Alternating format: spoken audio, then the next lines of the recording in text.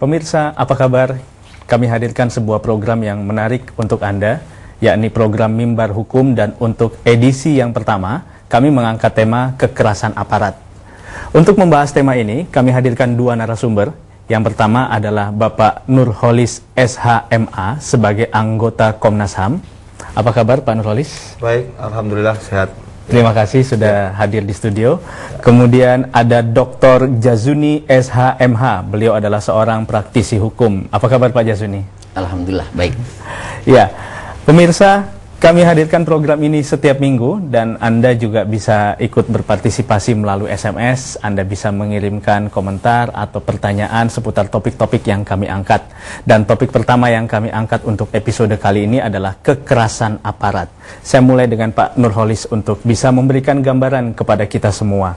Mengapa aparat lebih suka menggunakan kekerasan dalam mengungkap sebuah kasus?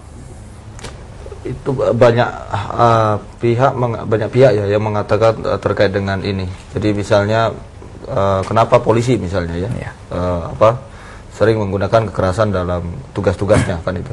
Nah, kalau kita lihat sejarah misalnya dulu kan masih ada perkataan begini. Karena dulu mereka di bawah TNI. Sehingga TNI kan pasukan perang gitu. Sehingga itu menular kepada rekannya yang di kepolisian itu satu. Bagian tapi dari angkatan bersenjata. Iya, itu tapi itu udah berlalu ya. Nah, tapi yang menurut saya yang up to date yang sekarang menurut saya karena memang tugas kepolisian ini banyak mereka. Nah, kemudian mereka ingin tugas-tugasnya cepat selesai. Nah, juga ada tekanan penyelesaian kasus dan lain sebagainya, banyaknya kasus. Nah, oleh karena itu mereka lebih memilih cara-cara yang cepat gitu, dan salah satu cara itu adalah melakukan kekerasan.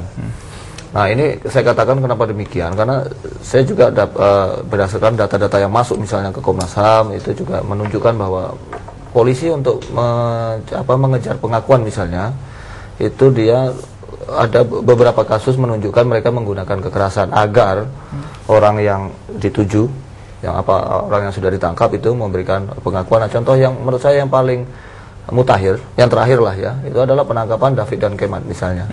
Ini kan jelas-jelas tuh. Kenapa kok sampai ada skenario pembunuhannya seperti itu?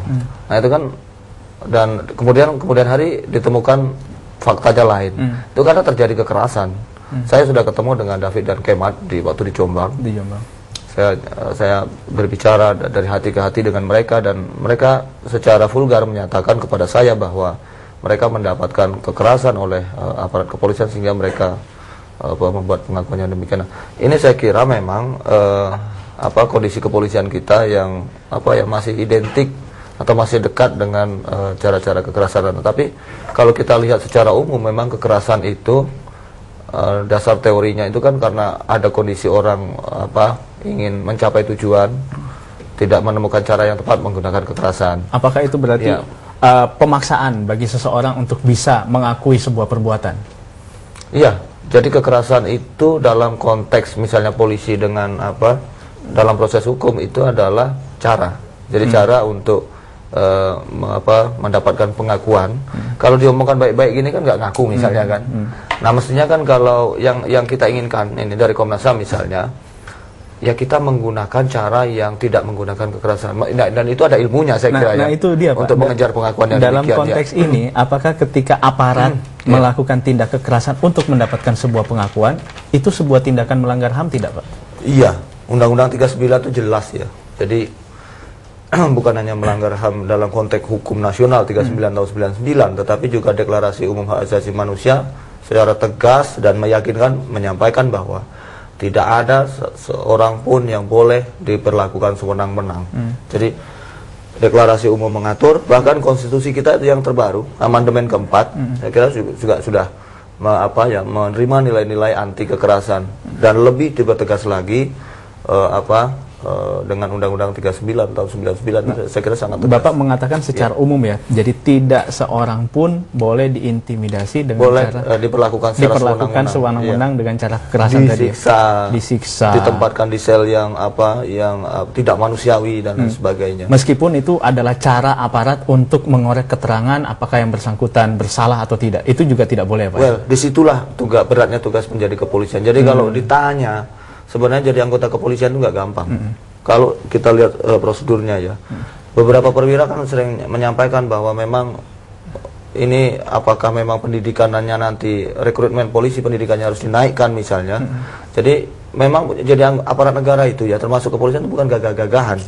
Pekerjaannya berat misalnya. Jadi ini yang paradigma ini yang harus kita geser. Jadi seorang anggota kepolisian itu bukan gagah bawa pistol, kemudian baris, kemudian berpakaian seragam, bukan seperti itu. Tapi kalau dilihat, tugas keseharian itu lebih berat sebenarnya. Bagaimana? Misalnya jadi penyidik misalnya ya, saya harus dapat keterangan, tetapi tanpa melakukan penyiksaan itu kan harus menggunakan otak yang cukup clear ya, yang cukup IQ yang cukup tinggi menurut saya. Baik. Kita dapat keterangan, tetapi tidak melakukan dengan alat bukti yang ada, kalau alat bukti kita tampilkan, kemudian kita interview berkali-kali seperti itu, saya kira. Baik, saya ke Pak Jazuni kalau begitu. Menarik apa yang disampaikan oleh Pak Nurholis tadi. Bapak sebagai praktisi hukum, biasanya seseorang ketika diminta keterangan oleh pihak kepolisian itu punya hak untuk mendapatkan pembelaan ya Pak ya? Dan memang seharusnya demikian, dia harus didampingi kalau bisa ya Pak dari awal. Nah, Bapak sebagai pelaku, apakah memang seperti ini kejadiannya Pak? Sebelum ke arah itu, ada seorang guru besar yang cukup ternama, guru besar ilmu hukum. Dia cerita dulu masa mudanya pernah jadi polisi. Dia menginterogasi seorang pelaku tindak pidana. Sudah 2 jam katanya nggak ngaku-ngaku itu. Si pelaku ini, si tersangka ini. Kemudian datanglah komandannya.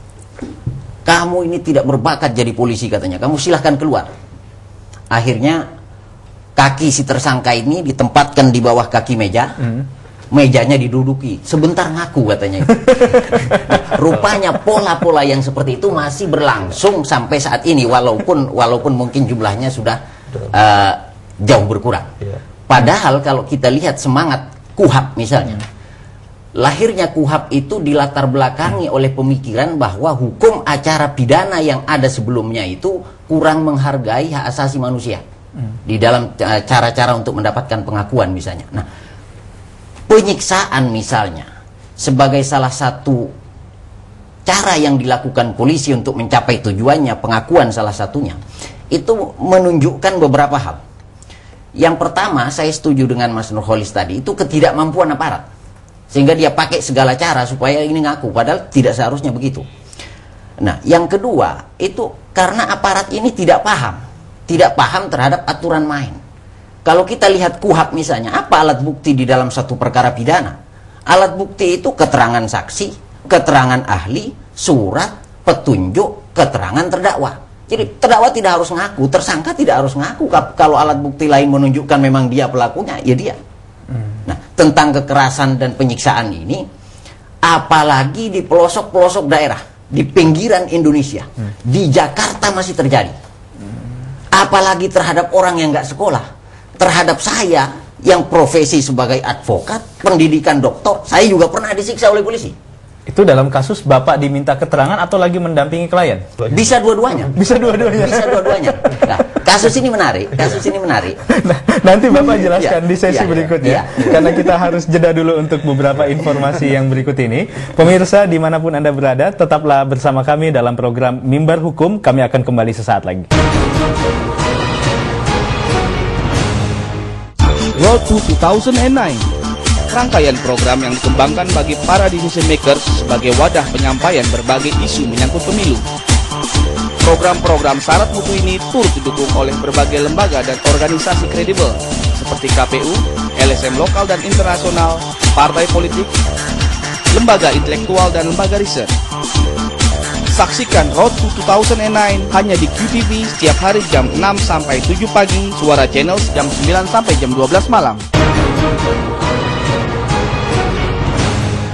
Terima kasih Anda masih bergabung bersama kami dalam program Mimbar Hukum. Ini adalah edisi yang perdana dengan tema yang menarik, kekerasan aparat. Anda bisa mengirim SMS kalau Anda punya komentar atau pernyataan, atau barangkali Anda ingin menyampaikan sesuatu, Anda mengetahui sesuatu tentang tindak kekerasan yang dilakukan oleh aparat dalam mengorek keterangan dari seseorang yang melakukan sebuah tindakan kriminal. Anda bisa mengirimkannya ke nomor 08 96 kali 788. Sekali lagi 08 96 kali 788. Saya lanjutkan kembali ke Pak Jazuni. Ya. Pak